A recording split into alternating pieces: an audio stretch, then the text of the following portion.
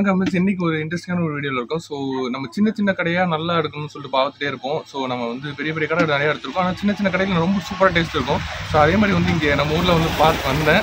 And ரொம்ப செம்மையாக இருந்துச்சு கடையே. அந்த ஸோ டேஸ்ட் வந்து பயங்கரமாக இருந்துச்சு. ஸோ எல்லோரும் நல்லா இருக்குன்னு சொன்னாங்க. ஸோ அதனால இந்த நம்ம கடைக்கு வந்திருக்கோம்.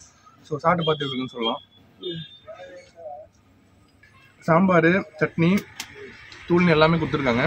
அந்த வருஷம் இங்கே வந்து பார்த்தீங்கன்னா மீன் குழம்புமே இருக்கும். இவங்க வந்து காலைல நைட்டு 2 வேலை தான் போடுறாங்க. காலைல 6 மணிக்கே ரெடி ஆகிடும். அதே மாதிரி ஒரு 9 மணிக்கு 10 மணிக்கெலாம் க்ளோஸ் பண்ணிடுவாங்க. ஏன்னா எல்லாமே விற்றுரும். அதே மாதிரி நைட்டு பார்த்தீங்கன்னா 6 மணி தான் ரெடி ஆகிடும். நைட்டு வந்து ஒரு 10 மணி 11 மணிக்கெலாம் க்ளோஸ் ஆகிடும். 11 மணி வரைக்கும் கடை இருக்கும். 11 மணி வரைக்கும் கடை இருக்கும். ஸோ டேஸ்ட் வந்து பார்த்தீங்கன்னா செம்மையாக இருக்குது.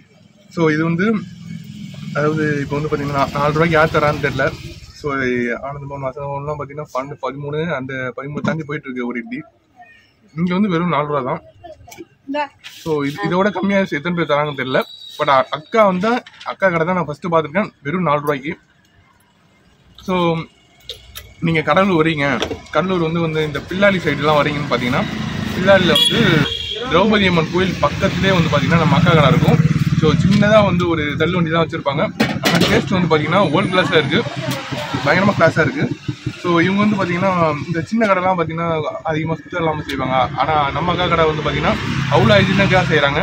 ஸோ அவ்வளோ சுத்தமாக செய்கிறாங்க. வணக்கம்க்கா, உங்களை பற்றி சொல்லுங்கக்கா. என் பேர் அஞ்சாலாச்சு. இட்லி 4 ரூபாய். ஓகேக்கா. டேஸ்ட்லாம் சூப்பராக இருக்கும். ஓகே, நீங்கள் வேணா வந்து சாப்பிட்டு பாருங்க. ஓகேக்கா. உங்கள் கடை லொக்கேஷன் சொல்லுங்கக்கா. என்ன சொல்லணும்? உங்கள் கடை எங்கே இருக்குன்னு சொல்லுங்க.